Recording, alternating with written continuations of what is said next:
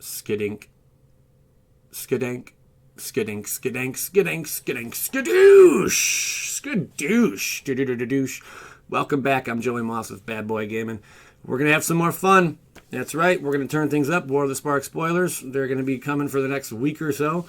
Let's just jump into it. Leyline Prowler. Also, real quick, we also have a turn 3 win combo. That's right. Win on turn 3. Circumstances have to be just in your favor, but needless to say, you win on turn 3. We'll get into that in a bit. Leyline Prowler is a 3-drop. Surprised to see it's not a vampire. Or an Aetherborn, or a Shaman, I guess. As you see, cards on the right are very similar. This is a Nightmare Beast. Kind of looks like a lizard. Pretty sweet, though. I like the little, what is that, like flame auras on the ground there? That looks pretty neat. Creature, Nightmare Beast, Death Touch, and Lifelink. You tap it, add 1 mana of any color. It's a deuce 3. Pretty sweet. More ramp, I suppose. Why not? We're going to see a lot, and I do mean a lot, of 3, 4, and 5 color decks. In my opinion, probably competitive ones. Well, let's just wait and see. But so far, it's kind of gearing up to be that way because there's going to be a lot of means to access mana of a variety in this set, as we've already seen. Cards that are similar to this is like Vampire Nighthawk and Gifted Aetherborn. Slight differences, of course, some flying, different casting costs and all that, but definitely not the ability to ramp. That's pretty powerful. I think it'll see some play. This will see some play for sure. Then we have Lazotap Reaver. Get a load of that artwork, man. The Blue Machine Beast. Zombie Beast. It's a deuce drop. When Lazotap Reaver enters the battlefield, amass 1. One more time for all of you who are a little fresh. Put a +1/+1 counter on an army you control. If you don't control one, create a 0/0 black zombie army creature token first. Pretty cool. It's a 1/2 body. Not amazing, not bad though. Definitely like in limited or something. Could make its way. I mean, really, we do not know just how powerful these zombie creature token armies are going to be. I would assume they're going to be quite impactful though. Nahiri, Storm of Stone. Really like this artwork. They made her look sweet sauce. Like, seriously, that looks nice. She's a 4-drop. I want to see this in foil though. Legendary Planeswalker, Nahiri. As long as it's your turn, creatures you control have first strike and equip abilities you activate. Cost 1 less to activate. It's -X. Nahiri Storm of Stone deals X damage to target tapped creature. Pretty cool. I had to throw it up there. Black Blade Reforged. It is a deuce drop. Legendary artifact equipment. Equipped creature gets +1/+1 for each land you control. Equipped for 3. So essentially you can do all this for 4 and equip it to one of your legendary creatures. Things are going to get out of control. I do like this card. I want to see what other equipments come out. They got to have some more equipments for sure. I mean, Black Blade Reforged is pretty sweet, but I want to see something else. And there are already other swords and other items you can equip, but nothing really stands out. If I'm missing something, by all means, let me know in the comments section. Next, we have Storav Devkarian Lick. I like calling it Lick, whatever. Legendary creature, Zombie Elf Wizard. It's a rare. Trample. Commander friends, you're going to enjoy this one. Trample. Whenever Storm Devkarin deals combat damage to a player or planeswalker, return to your hand target creature or planeswalker card in your graveyard that wasn't put there this combat. They're really wording things oddly, but nonetheless, it's a 4-drop and it's a 5/4. Essentially, whenever you alt or you have one of your uncommon planeswalkers who are just spent, like they lost all their loyalty abilities or loyalty counters and hit the graveyard. As long as it's not during combat or whatever, you can bring them back, not to the battlefield, but back to your hand, which I think is pretty cool. Let's say you alt to Fury. I think if you alt to Fury at that point, you already have the game on lock, and you probably can go like, was it +8 or you can probably go to +9 and keep him alive. But let's just say he were to die, this card would allow you to bring him back, essentially. So that's pretty sweet. Also, any other creature, whatever, still got to cast them. If it's at the battlefield, this would be quite broken, and it'd probably be like a $40 card. Just saying. Pretty cool. That we'll see play, for sure. God Pharaohs Statue. This is an interesting one, and I had some fun with this. It's a legendary artifact for 6. Spells your opponents cast cost 2 more to cast. At the beginning of your end step, each opponent loses 1 life. Talk about a really slow, painful death. So where would this fit in? Also, it's a legendary artifact. You can't have two of them on the battlefield. You know, you can only have one. Anything that's legendary, that's kind of how it works. All right, spells your opponents cast cost 2 more to cast. Being a 6-drop, you're probably going to want to cheat this thing into play somehow, but let's just say you can't do that. Well, I mean, at least ramp it or something. Or there's got to be some kind of cheap way to get these things into play a little quicker. Maybe I think we're really heating up to see some colorless stuff. More so than, well, we haven't really seen anything really colorless for a while. But I'd like to see a colorless deck actually take off.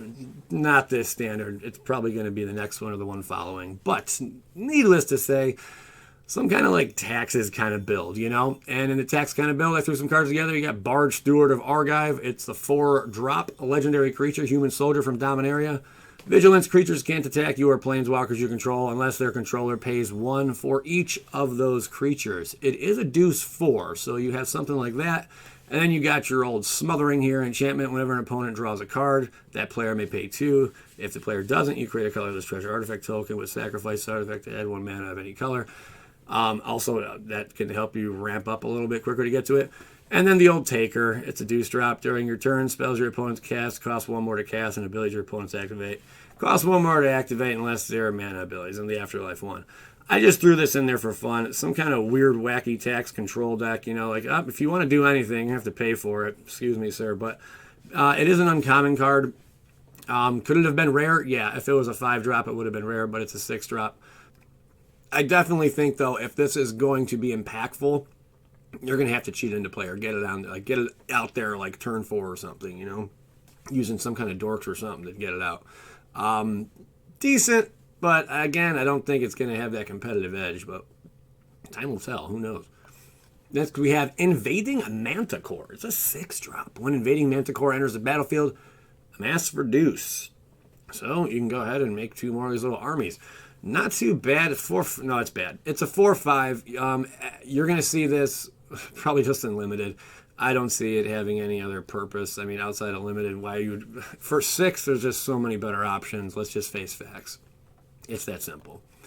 Single combat. That's right. That's a sorcery. Each player chooses a creature or planeswalker they control and sacrifices the rest. Players can't cast creature or planeswalker spells until the end of your next turn. Maybe this can go in the deck with the other cards. I'm just saying, throw it in there, you know. Another board wipe, though, but the interesting thing about it is each player chooses a creature or planeswalker they control and sacrifices the rest. It's a delay of game kind of thing, really. But you're able to keep one and they're able to keep one. This is kind of wacky. I'm not sure how it's going to plan out. It's going to see play, 100%. But really, it's very interesting. Because you're allowing them to keep something and you keep something. But then he has that sack outlet. And hey, in the right synergy, man, this could be made into a deck, basically, with all your aristocrats and weird stuff like that. Maybe. We'll see. Death Sprout is a 4-drop. 2 of the black, 1 of the green, and 1 colorless. Destroy target creature. Search your library for a basic land card. Put it onto the battlefield tapped and shuffle your library. I thought that was really interesting. It is quite steep to cast, but now that black and green, I mean, green has a lot of ramp already. It always has, always will, but black's been getting some ramp as well. So this is going to be interesting to see where this card fits in. I do believe it will see play, especially in that crazy big Bolas deck, maybe. I think Bolas, if you're running Bolas, you're probably going to run all colors or something. I don't know. We're going to see, though. Destroy target creature, search your library for a basic land, some more rampage. But really, do you need ramp at that point? If you're able to hard cast this, do you really need that ramp? Maybe. Lazotep Plating. Cool artwork on this one also. I'd love to see it in foil. It's a deuce drop, a mass 1. It's uncommon. You and permanents you control gain hexproof until end of turn. Combat tricks, oh, plenty. Yes, and you get a little army out there. But the fact that you can give all your stuff hexproof, everything, you yourself, I mean, you're targeted, maybe just something crazy hits you. Nope, man, I'm just going to slap this on the battlefield. That's right. I got my Lazotep plate. Is that armor? Lazotep plating armor? I think so. I think that's the route they're going.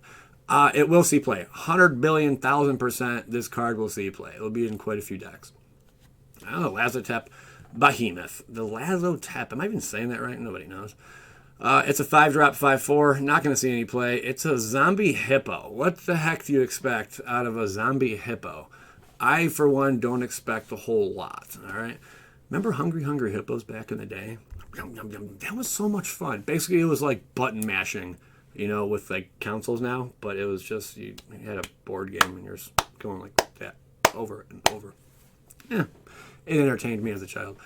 I know I should be more concerned, but a big blue zombie, Patinus? Is that right? Is that an M or N-U-S? Patimus? From Beyond the Stars. This is what they're invading us with. Sure, Boros Legionnaire. That's fun. I like it. A little bit of flav. Here's what is exciting. The Cranko Street Boss. It's a 3-drop legendary creature, Goblin. It is rare. This thing's going to see a lot of play. Oh, yes. Whenever Cranko Street Boss attacks, put a +1/+1 counter on it, then create X 1/1 red Goblin creature tokens. Where X is its power. How can we use and abuse this? Let's just say we're running green. Might of the Masses. Target creature gets +1/+1 until end of turn for each creature you control. That's going to allow us to just splash down a bunch of these 1/1 gobos everywhere. Pretty sweet. In late game, even more powerful. This is going to be seen in Commander decks again. I don't want to steer too far out because I like to cover just standard. So let's keep it mostly as standard. But I know EDH fans are just loving this set right now. Probably more so than they did Battle Bond. If you're a Commander player, let me know. What else? Well, this could be stupid. Angelic Exhalation. Why can't I say that? Exaltation. Sorry. It's a 4-drop enchantment. Whenever a creature you control attacks alone, it gets +X until end of turn, where X is the number of creatures you control. This can get out of control really fast, especially if you have something like Divine Visitation out. Holy crap. It's a 5-drop. Yeah, I know it's a lot of board wipes. Nonetheless, you can turn all those little 1/1 gobos into 4/4s. Also, think about something like Conclave of Calamity with that Goblin. Cranko are always very impactful whenever they hit the scene. Cranko cards are adored. They're like one of the better gobos out there. Let's get into our turn 3 win in standard. Credit goes to a Reddit user, The Great Pablo. Thank you very much, Great Pablo. He made this little diagram here. I just made a few of the things a little bigger so it's easier to see. Step 1, pick your nose. Step 2, pick your bro's nose. No. Step 2, you're going to summon up your Dreadhorde Butcher. He's a deuce drop. Step 3, you are going to play your Colossus, and then you're going to thud your Butcher. Now, your opponent, of course, for this to work, he really can't do anything to you. He can't have a shock. He can't have a counterspell. I mean, it's going to have to be completely perfect for this to happen. But basically, turn 2, you're going to have your Dreadborn Butcher out. He's going to attack. He has the haste. 1 damage brings them down to 19, giving the creature a +1/+1 counter. So now he becomes a 2/2 for the next turn. Turn 3, you attack with a he's a 2/2, and then you use your Colossal, and you're going to pump it up. You're going to make it a 6/4, making their life at 13 when you do the damage. Creatures get +1/+1 counter, making it a 7/5. Use Thud, sack the 7/5. Thud deals 7, and the creature's ability deals 7. Total of 14. A total of 21 collateral damage. That is game. But of course, I mean, you're going to have to avoid every single spell in the world. So the odds of this actually happening are very slim to none. But I guarantee you, I will pull this off. It will happen. Believe it or not, Ripley's. It will go down. Oh, we just moved the screen. There we go. Now we're back to business. Next card we have on the list. Up to 2 target creatures each get +2/+0 until end of turn. It's a 2-drop. There's worse cards out there. This will see a tiny bit of play, depending on the right deck, right strategy. I mean, I don't know about taking it competitive, but you never know. I mean, you're giving 2 1/1 gobos, on turn 3 or whatever, +2 to each of them. You're going to be dealing some damage if they don't have any blockers out, So, I mean, there are ways this card can work, but it's a common. Commons are almost give or take unless you get some crazy spells. But that one is not one of them. Sorin's Thirst. This is interesting. It's basically a Moment of Craving, but you have to pay 2 swamps instead of 1 color, so then a swamp. And it's a little different because Sorin's Thirst deals, well, it's a lot different. Sorin's Thirst deals 2 damage to target creature, and you gain 2 life. Now, this is a little bit different because that can, enable the Enraged ability on your dinosaurs or whatever, but remember, Dinos are about to rotate out. So this is its replacement for Moment of Craving. Target creature gets -2/-2. As you know, if you had something that was indestructible, the -2/-2 would kill an indestructible card. That's how it works. Pretty insane, I know. And you also gain 2 life. Very, very similar. But Soren's Thirst, you will be replacing a Moment of Craving very soon. That is the end of the spoilers here, guys. I hope you enjoyed this. It was a lot of fun. My throat's been bothering me all day. That's why you saw a bunch of edits in here. But definitely take the moment to hit the thumbs up button. It does help out a lot. I appreciate each and every one of y'all, my viewers, subscribers, and patrons for sure. You guys are all friggin' awesome. Thank you very much. And yeah, if you haven't seen that video where we pull just a ridiculous card, go back 2 videos and give it a look. You'll see a Battle for Zendikar box in the thumbnail. That's all I'm saying. It's ridiculous. Skadoosh!